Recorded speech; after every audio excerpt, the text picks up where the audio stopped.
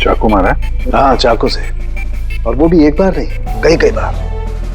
अभिजीत, इस खून में 2 लोग शामिल थे। 2 लोगों ने सर? हाँ, ये देखो, ये इनके हाथ पर ये उंगलियों के निशान। एक ने इनके दोनों हाथों को कस के पकड़ के रखा और दूसरा इन पर चाकू से वार करता रहा।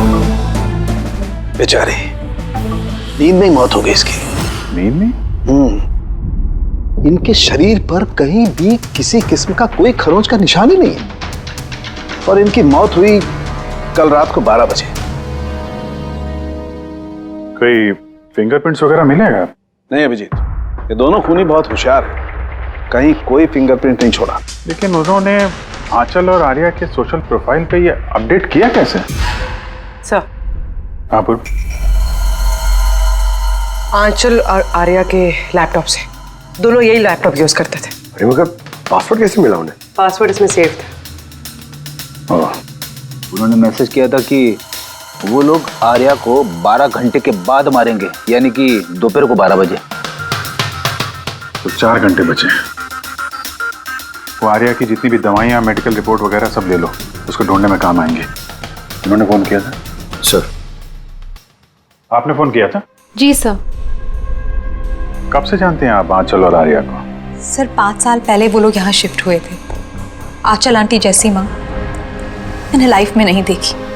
इससे क्या मतलब है आपका? सर, आर्या को बहुत सारे हेल्थ प्रॉब्लम्स हैं, ल्यूकेमिया, एपिलेप्सी, अस्थमा, बहुत सारी तकलीफें झेल रही है वो तो अपने व्हीलचेयर से उठ भी नहीं पाती, खाना भी फीडिंग ट्यूब से खाती है। आर्या की बचपन से मेंटल ग्रोथ बहुत अबनॉर्मल है। वो है तो 25 साल की, लेकिन बिल्कुल एक छोटी बच्ची की तरह है। वो अपनी माँ के बिना बिल्कुल नहीं रह पाती। वो हर चीज के लिए आंचल आंटी पर डिपेंडेंट थी, और आंचल आंटी उन्होंने जो आर्या के लिए किया है वो शायद ही कोई माँ कर पाए। वो एक नर्स थी, लेकिन उन्होंने अपना जॉब भी छोड़ दिया आर्या की जरूरत पूरी करने के लिए। आर्या का ट्रीटमेंट, उसका देखभाल, सब कुछ आंटी अकेले ही मैनेज करती थी। उनके पास कोई हेल्प नहीं था। क्यों, फैमिली में कोई और नहीं था क्या? उनके हस्बैंड? सर, आंचल आंटी का डिवोर्स बहुत साल पहले हो गया था, और उनके हस्बैंड ने उन्हें 1 रुपया भी नहीं दिया आज तक। सारे बड़े बड़े बिल्स, सारा खर्चा आंटी अकेले ही उठाती थी। आपने कहा आंचल ने नौकरी छोड़ दी थी, तो फिर ये सब बिल्स वगैरह एक कैसे भरते थे? चैरिटी और डोनेशंस, इसके अलावा आंचल आंटी के पास और कोई चारा नहीं था। ऐसे क्या सर, ऐसे इंसान को कोई कैसे मार सकता है? सर, सर मैंने आंचल और आर्या का सोशल प्रोफाइल चेक किया। सर, ये लोग इंटरनेट पे काफी फेमस हैं, हजारों लाखों फॉलोअर्स हैं इनके, जैसे सेलिब्रिटीज के होते हैं। और सर, काफी लोग इनकी लाइफ स्टोरी से इंस्पायर्ड हैं, लोग इन्हें बहुत सपोर्ट करते हैं। सर, जैसे आर्या का कोई ऑपरेशन होने वाला है तो फैंस और फॉलोअर्स दिल खोल के पैसे डोनेट करते हैं। ये सब शायद इसी चक्कर में हो रहा है। किडनैपर्स ने आर्या को किडनैप किया है, और वो सोच रहे हैं कि अब उसकी फिरौती के पैसे ये फैंस लोग देंगे। लेकिन फैंस से फिरौती मांगेंगे कैसे? सोशल मीडिया पे तो मांग नहीं सकते। और सर, किस किस को फोन करेंगे, कहाँ फोन करेंगे?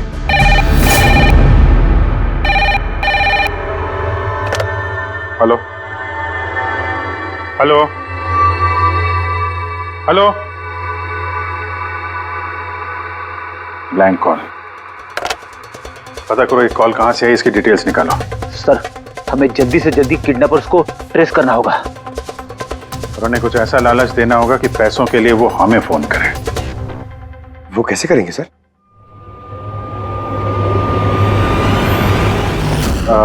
मेरी आर्या के किडनैपर से सिर्फ इतनी रिक्वेस्ट है कि आर्या एक मासूम बच्ची है जो अपने माँ के बगैर बिल्कुल अकेली हो गई है। उसको मार के, उसको नुकसान पहुंचा के आप लोगों को कुछ नहीं मिलने वाला, इसलिए प्लीज उसको छोड़ दो। आपकी जो भी डिमांड है, आपको जो कुछ भी चाहिए, वो सीआईडी पूरी करेगी, ये मेरा वादा है आपसे। प्लीज आप पे भरोसा रखिए, हम कोई चालाकी, कोई प्लानिंग नहीं करेंगे। हम सिर्फ आपसे बात करना चाहते हैं।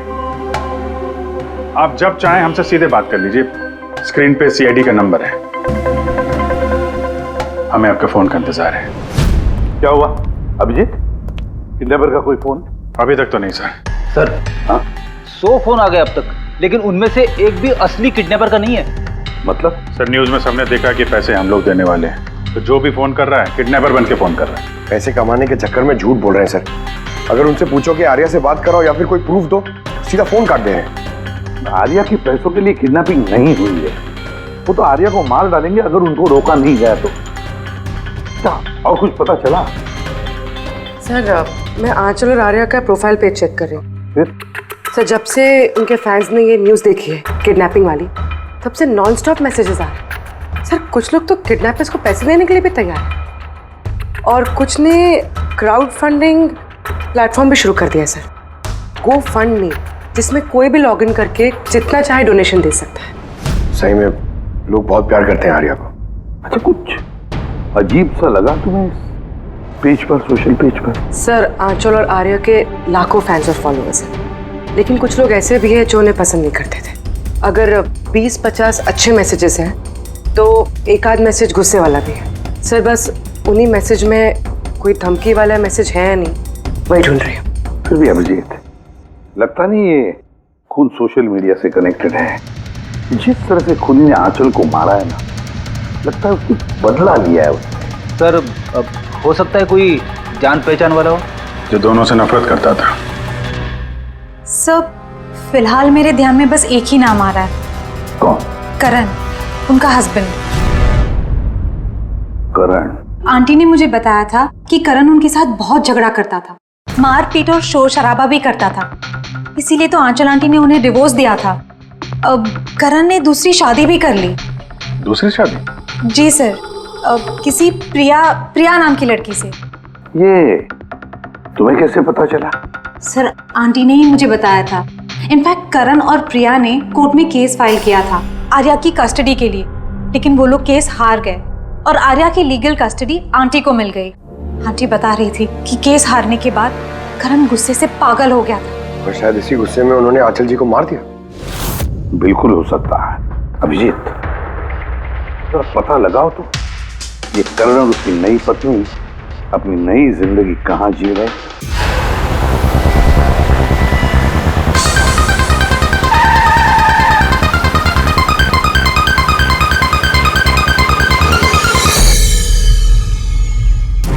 कहाँ है आर्या? हैं? आर्या कहाँ है? ये आप क्या कह रहे हैं? आर्या मेरे पास नहीं है। अच्छा, कहाँ छुपा के रखा है उसको? आंचल के खून में इस प्रिया ने तुम्हारा साथ दिया था या किसी और की मदद ली थी तुमने? ये क्या बोल रहे हैं आप? मैं आंचल को क्यों मारूंगा और मैं अपनी बेटी आर्या को क्यों किडनैप करूंगा? नाटक मत करो, समझे? आर्या की कस्टडी तुम्हें नहीं मिली इसलिए तुम गुस्से से पागल हो गए, इसलिए तुमने आंचल का खून कर दिया। What nonsense! मैंने आंचल को नहीं मारा, आपको जरूर कोई गलतफहमी हुई है। देखिए, जब मेरा आंचल से डिवोर्स हुआ था आर्या सिर्फ 6 महीने की थी। इतने सालों बाद मैं क्यों मारूंगा उसे? और वैसे भी आंचल मेरा पास थी जो मैं कब का भूल चुका था। इनफैक्ट केस हारने के बाद तो मैं खुश था क्योंकि मुझे आर्या की कस्टडी चाहिए ही नहीं थी, प्रिया को चाहिए थी और प्रिया ने ही मुझे केस फाइल करने को कहा था। अच्छा, कुछ नहीं मिला। देखा सर, मैं आपसे कह रहा हूं कि आपको जरूर कोई कंफ्यूजन हुआ है। जब करण तैयार नहीं थे तो आर्या की कस्टडी आपको क्यों चाहिए थी? सर आपको तो पता ही होगा आर्या की मेंटल और फिजिकल कंडीशन के बारे में। वो एक स्पेशल चाइल्ड है, उसे स्पेशल केयर की जरूरत है और मुझे लगा मैं और करण उसका बेहतर ख्याल रख सकेंगे। आर्या की सगी माँ होते हुए आप उसकी सौतेली माँ, उसका बेहतर ध्यान रखती? मैं दूसरे सौतेली माँ की तरह नहीं हूँ, मैं उसे अपनी सगी माँ की तरह प्यार करती थी। वो बहुत प्यारी बच्ची थी। जो बातें आर्या अपने माँ से नहीं कर सकती वो हमें आके बताती थी। किस तरह की बातें? अपनी पर्सनल सीक्रेट्स जो हर टीनेजर की जिंदगी में होती है। जैसे कि? सर जैसे कि 5 महीने पहले आर्या हमसे मिलने आई थी।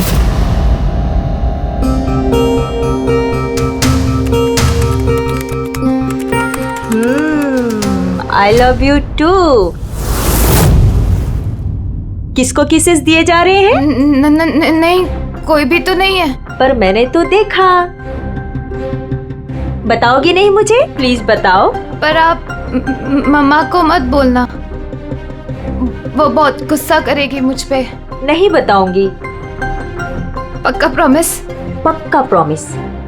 ये सीक्रेट हम दोनों के बीच में रहेगा, बोलो ना।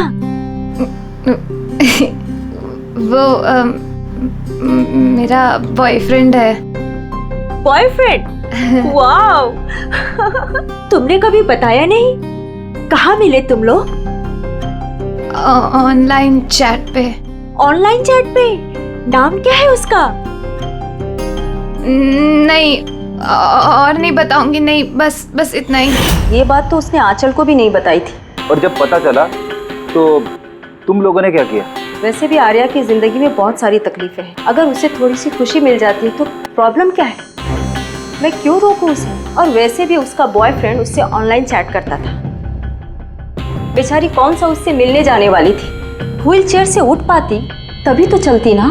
आर्या चल के नहीं जा सकती थी, लेकिन उसका बॉयफ्रेंड तो चल के उसके पास आ सकता था। ये नहीं सोचा आप लोगों ने? आपको तो पता होना चाहिए कि ऑनलाइन चैट्स पर कैसे कैसे साइकोपैथ्स होते हैं, जो कुछ भी करने से पहले एक बार भी नहीं सोचते। फिर भी आपने आर्या से पूछने की कोशिश नहीं की, जानने की कोशिश नहीं की। मुझे तो लगता है ये सब किया धरा उसके बॉयफ्रेंड का है। आर्या के घर में घुसा, आंचल का खून किया और आर्या को लेकर निकल गया। आप लोगों को कुछ भी पता चले तो फौरन हमें इन्फॉर्म करिएगा, ठीक है? जी सर। सर इस बॉयफ्रेंड का पता करना चाहिए। आई एम श्योर उसी से कोई लीड मिलेगा। करेक्ट। पंकज, आर्या का कोई बॉयफ्रेंड है जो रेगुलरली उससे ऑनलाइन चैट करता था। उसका लैपटॉप चेक करो, पता तो करो कौन है ये सीक्रेट बॉयफ्रेंड। सर, आर्या ने एक और आईडी बनाया था सर, प्रिंसेस नितारा के नाम से।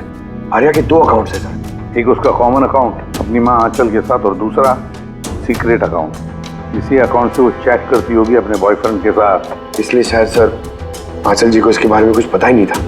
तो सर ये उसका पासवर्ड क्या हो सकता है? पासवर्ड क्या हो सकता है? पासवर्ड ही ट्राई करो, PASSWORD। Sir I love Nitara type करके देखो सर। करो, I love Nitara. Pankaj, I love princess Nitara, try करो।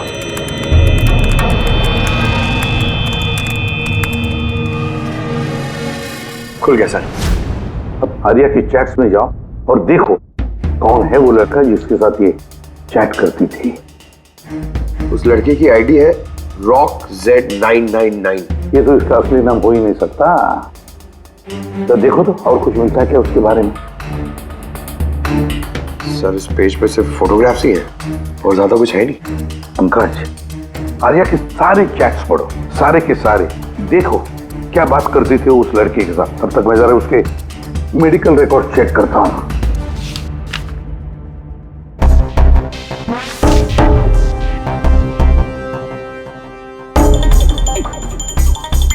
Cardiologist,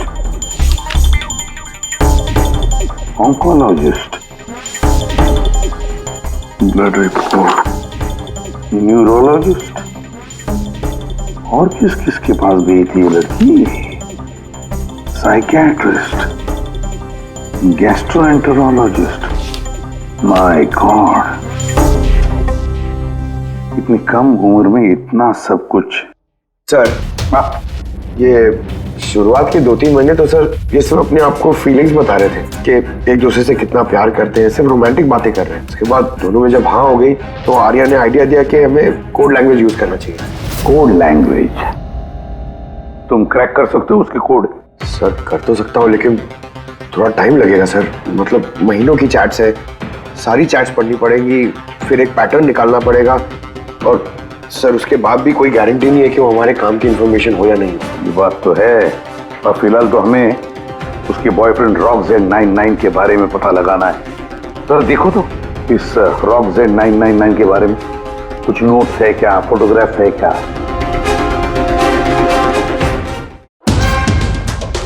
yes Pankaj, absolutely right. अब देखो ये कौन सी बिल्डिंग है? सर मैं इमेज सर्च करके देखता हूँ बिल्डिंग की। Sir JJNG college.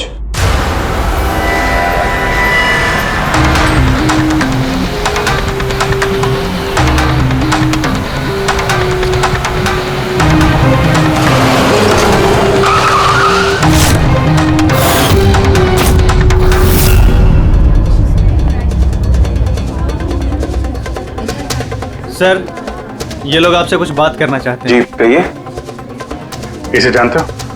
आप लोग सीआईडी। हाँ हाँ, 2 मिनट सर, फोन पे है। इधर आ जाइए।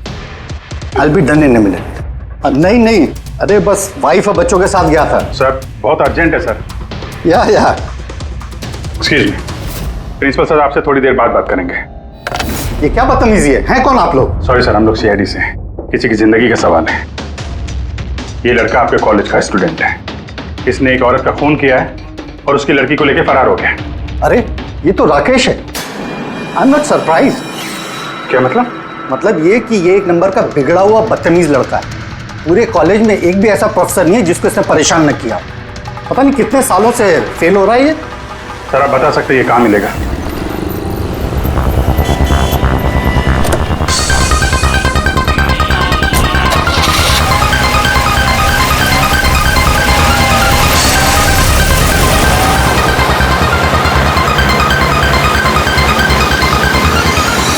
ये आप क्या कह रहे हैं इंस्पेक्टर?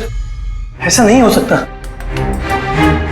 मैं मानती हूँ कि राकेश बिगड़ा हुआ है, नकचड़ा है, पर वो किसी का खून नहीं कर सकता सर। आप अपने बेटे को इतनी अच्छी तरीके से जानती है और आपको पता ही नहीं था कि उसकी कोई गर्लफ्रेंड भी है। और उसी लड़की की माँ का किसी ने खून कर दिया। सर, मैं आपको यकीन दिलाता हूँ सर कि राकेश ने खून नहीं किया है। वो बहुत ही सीधा लड़का है। हाँ, कभी कभी वो किसी के भी बहकावे में आ जाता है। राकेश अक्सर किसी न किसी मुसीबत में फंस जाता है, इसलिए मैंने फैसला किया कि उसके ऊपर 24 घंटे नजर रखूंगी।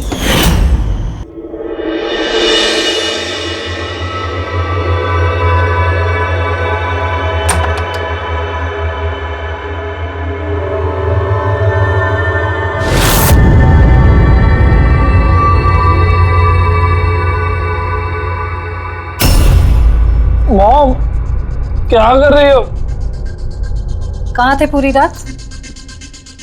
फ्रेंड के घर पे क्या कर रहे थे वहां पर? ग्रुप स्टडी कर रहा था। लेकिन इस टाइम आप क्यों पूछ रही हो? इस साल पास तो कर जाओगे ना? इस चीज का इस टाइम क्या लेना देना मॉम? थक चुकी हूँ तुम्हारे पापा से झूठ बोल बोल के और तुम्हें बचा कर। अगर इस बार फेल हुए ना तो उनसे खुद ही बात कर लेना। उसे पता नहीं है, पर मुझे हर वक्त पता होता है कि वो कहाँ होगा इस वक्त। तो कल रात वो कहाँ था? एजी रोड पर। रात को कुछ 12 बज रहे होंगे। वहीं अपने दोस्तों के साथ पढ़ाई कर रहा होगा। उसके बहुत सारे दोस्त एजी रोड पर रहते हैं। आंचल जिसका खून हुआ है वो भी एजी रोड पे रहती थी। सर हमें उसे रोकना होगा इससे पहले कि वो कोई और जुर्म करे। आप अपना मोबाइल देखिए, बताइए इस वक्त कहाँ पे है वो? वो भी इस वक्त हमारे कंपनी के गोडाउन में है। लेकिन वो गोडाउन तो अभी बंद है। सर, इसीलिए वो वहां पे गया है। गोडाउन कहाँ है आपका?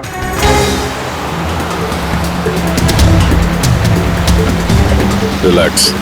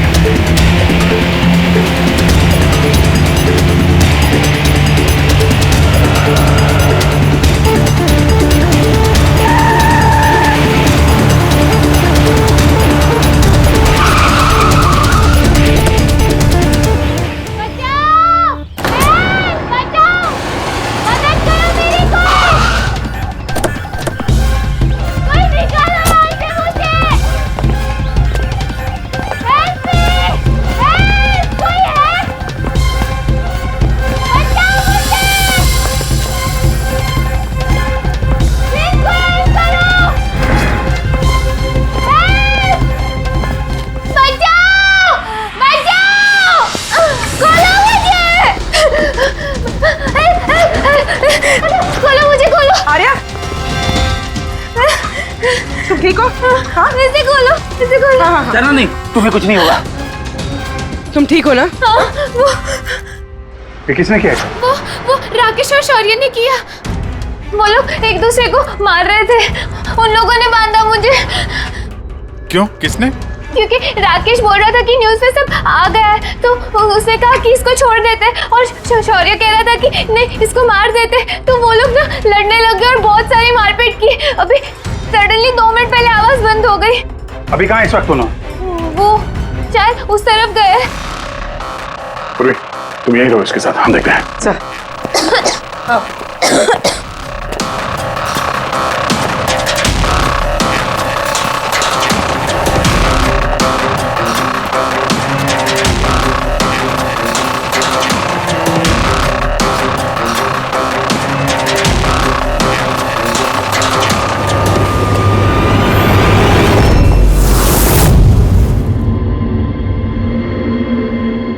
सांसें बंद हो गई है, लेकिन ज्यादा देर नहीं हुई।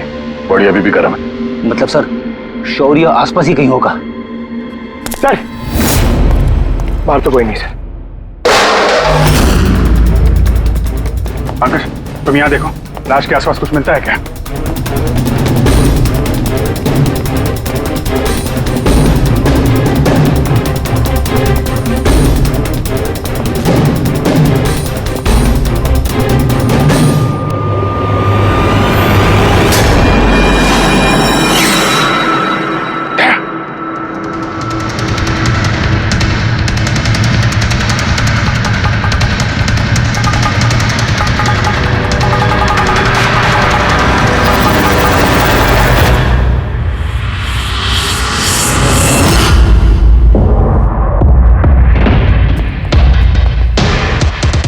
टोपी, सर, लगता है शौर्य भाग गया। आर्या से पता चल सकता है। तुम बॉडी को फॉरेंसिक के लिए भेजने का इंतजाम करो, जल्दी। तुम ठीक हो ना? हाँ।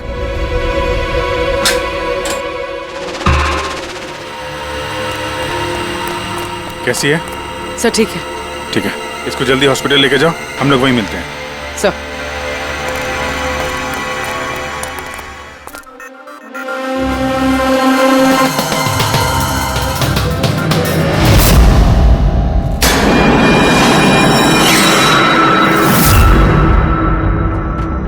पंकज,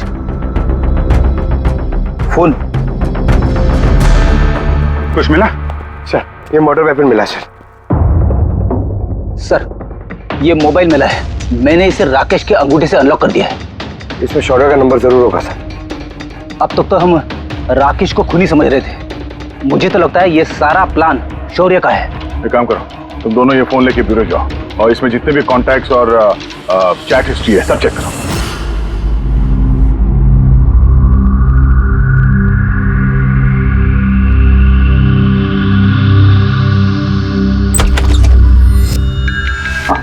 अभी भी शॉक में है, बुरी तरह स्ट्रेस में आ गई है बेचारी।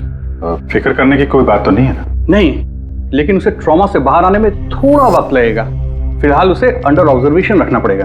हमें कुछ सवाल पूछने थे उससे, लेकिन क्या वो जवाब दे पाएगी? उसको कोई तकलीफ तो नहीं होगी ना? अगर वेल, बात करके देखिए, अगर जवाब दे पाती है तो वेल एंड गुड।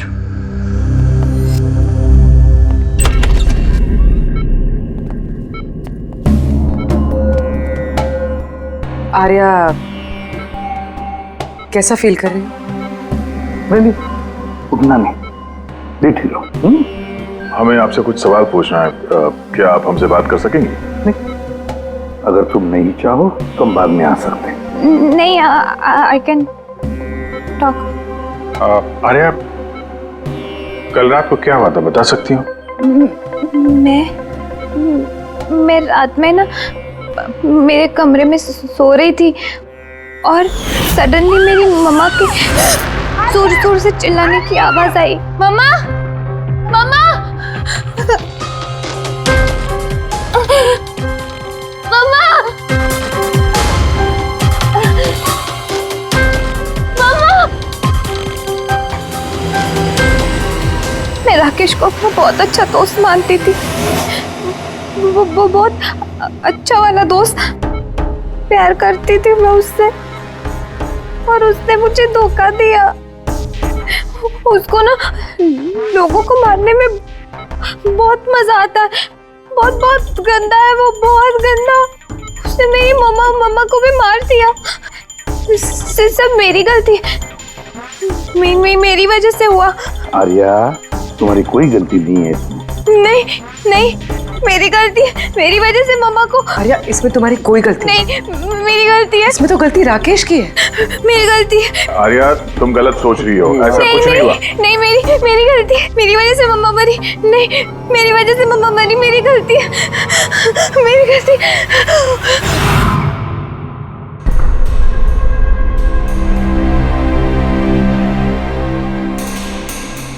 सर मुझसे तो बेचारे की कंडीशन देखी नहीं जाती।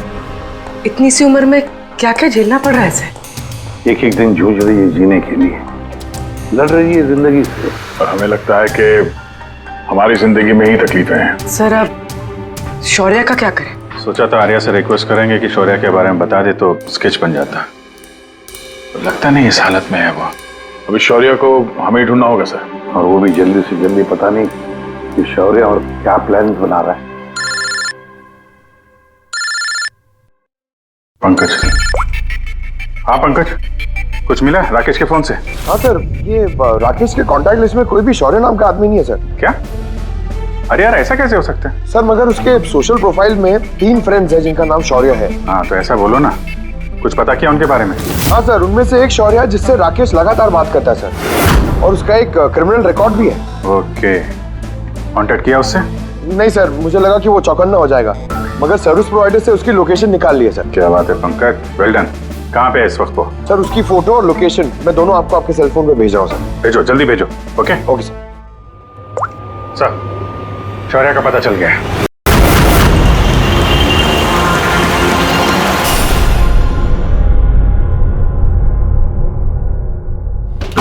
अरे भागो, पुलिस की रेड पड़ गई है। क्या है?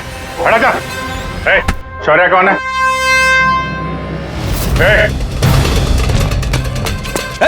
रुक।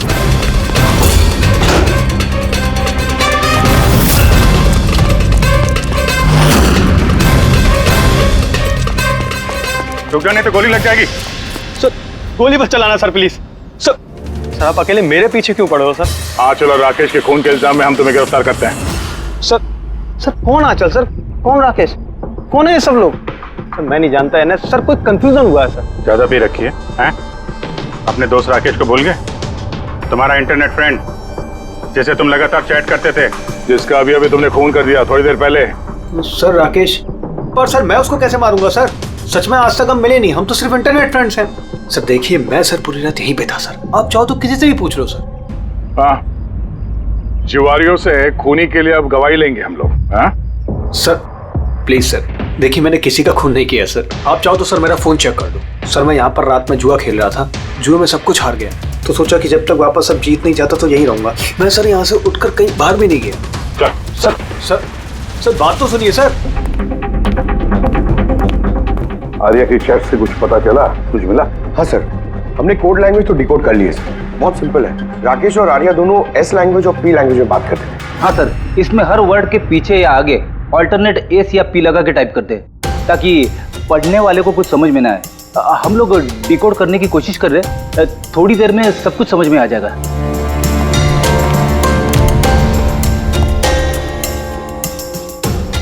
ये तो आर्या की स्टोरी बुक से है ना? हाँ sir, adventures of princess Nitara. Sir सोच रही हूँ ये हॉस्पिटल भिजवा दूँ, आर्या का मन लगा रहेगा। हाँ, वैसे उसकी जो साइकियाट्रिस्ट है उसे बुलाया हमने, पूरी केस समझानी पड़ेगी उनको, ताकि वो उससे अच्छी तरह से ट्रीट कर सके।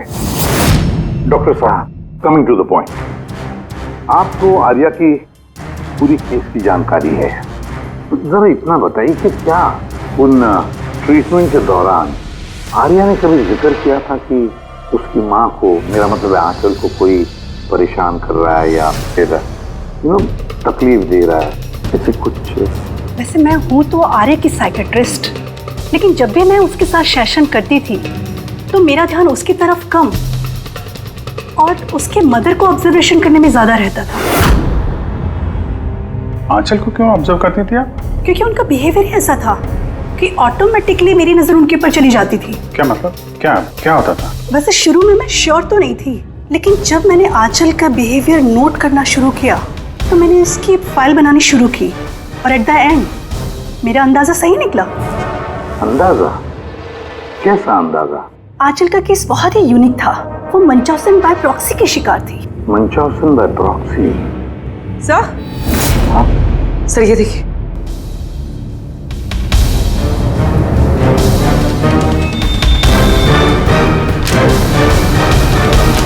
सर, हमने आर्या और राकेश की सारी बातें डिकोड कर ली है। सर ये आपको देखना चाहिए एक बार।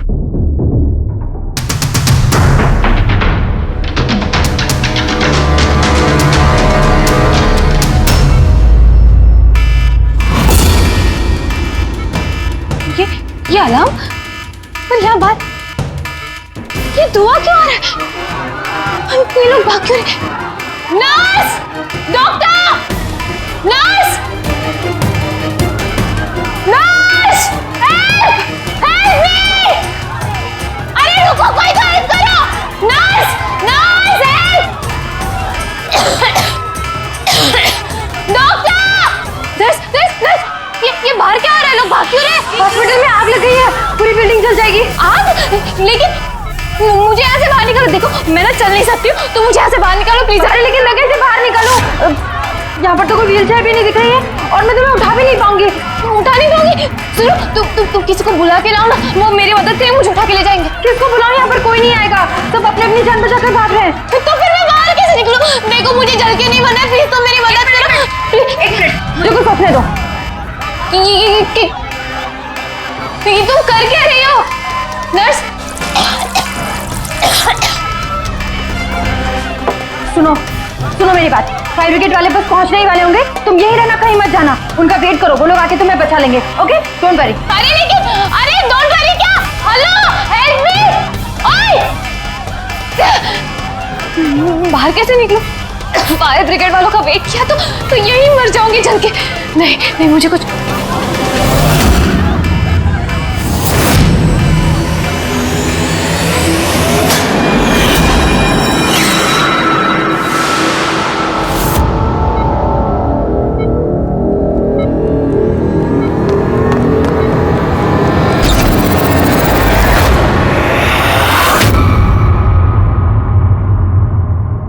आर्या, तुम्हें तो मसल डिस्ट्रॉफी है ना?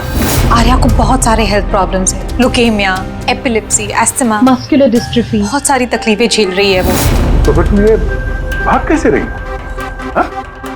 अरे रे मस्कुलर डिस्ट्रॉफी वाले पेशेंट तो ठीक से चल भी नहीं पाते हैं। लेकिन आर्या तो भाग रही है सर, इतनी जल्दी ठीक हो गई, चमत्कार हो गया। वाकई चमत्कार हुआ। लेकिन और एक चमत्कार मैं बताऊं, आर्या को कोई बीमारी नहीं थी। आर्या के पैरों में ना कोई तकलीफ थी, ना उसे कुछ हुआ था। ना अस्थमा, ना ल्यूकेमिया, ना एपिलेप्सी, कुछ नहीं। बीमार तो बेचारी की माँ थी, मंचाउसन बाय प्रॉक्सी। क्या हुआ? ये बीमारी के बारे में पता नहीं आपको? नो प्रॉब्लम, तुम्हारी डॉक्टर है ना, वो तुम्हें बताएंगे। मंचाउसन बाय प्रॉक्सी एक ऐसी बीमारी है जिसमें पेशेंट सामने वाले को बीमार समझता है, खास करके अपने करीबियों को। और इसका विश्वास आंचल ने सभी को बहुत अच्छे से दिलवाया था, आर्या को भी, कि वो बीमार है। जब लोग आर्या को बीमार समझकर उसे अटेंशन देते, उसे प्यार देते, तो आंचल को बहुत मजा आता। अब उसे भी इस प्यार की और अटेंशन की आदत पड़ गई। अब बस वो हमेशा यही चाहते थे कि लोग उसकी तारीफ करें कि वो कितनी अच्छी माँ है, आर्या का कितना ध्यान रखती है और उसे कितना प्यार करती है। आर्या को कोई बीमारी थी ही नहीं। उसकी माँ आंचल ने उसे बीमार बना दिया दुनिया की आंखों के सामने। उसका सिर मुंडवा दिया, उसे धूप में जाने से रोक दिया ताकि वो और कमजोर बने। उसे छोटे बच्चों जैसे बातें करने पर मजबूर किया, उठपटांग दवाइयां देकर उसे और भी बीमार कर दिया। लेकिन इस सब में आर्या ने अपनी मां का साथ दिया था। वो जानती थी कि उसे कोई बीमारी नहीं है। क्यों? मैं सच कह रहा हूं ना? तुम्हारा ये खेल खत्म हो गया आर्या, और तुम्हारी वो कोड लैंग्वेज वाली चैट हिस्ट्री वो हमने डिकोड कर लिया। तो अपनी एनर्जी और हमारा टाइम वेस्ट ना ही करो तो बेहतर है। जो कुछ बोलना है बोल दो।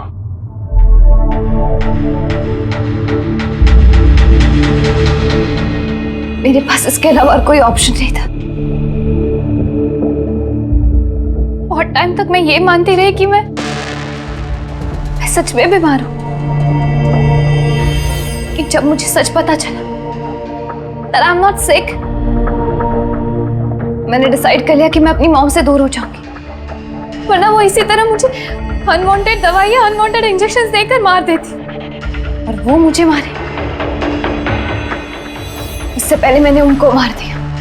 मेरे पास कोई और रास्ता ही नहीं था। रास्ता था आर्या, रास्ता था।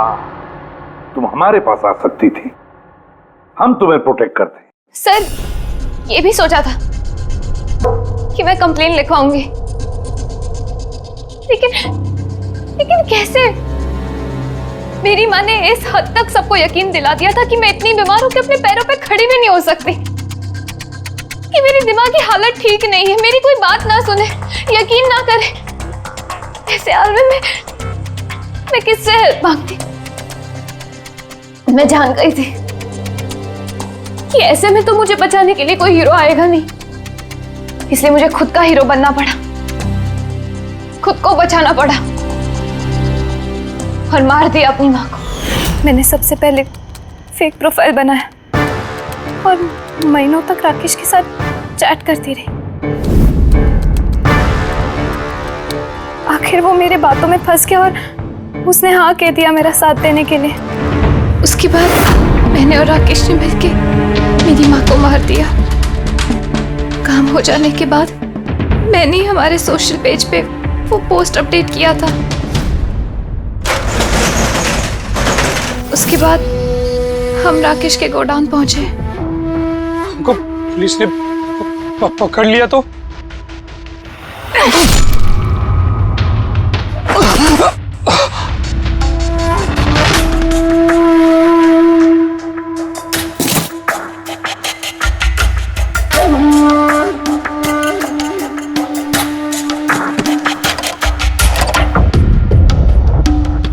हमें उस चाकू पे तुम्हारे फिंगरप्रिंट्स मिल गए थे जिससे तुमने राकेश का खून किया। हम सब तुम पर तरस खाते थे, ये सोचकर कि कितनी बहादुर बच्ची है, ऐसी हालत में जिंदगी के साथ जूझ रही है ये जीने के लिए। मगर नहीं, अब तो तुम पर तरस इसलिए आता है कि काश तुम ये जुर्म का रास्ता ना अपनाती, और काश अब तुम्हारी सारी जिंदगी जेल की सलाखों के पीछे खत्म हो जाती है।